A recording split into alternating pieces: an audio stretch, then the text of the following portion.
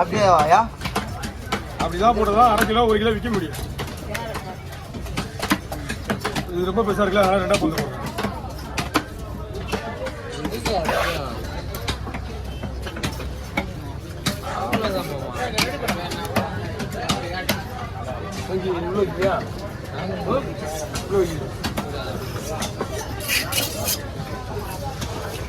ஏய் தள்ளுற பத்தியா?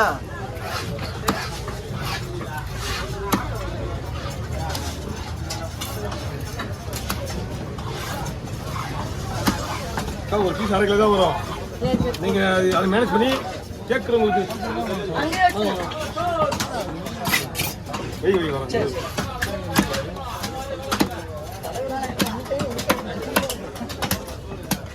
வர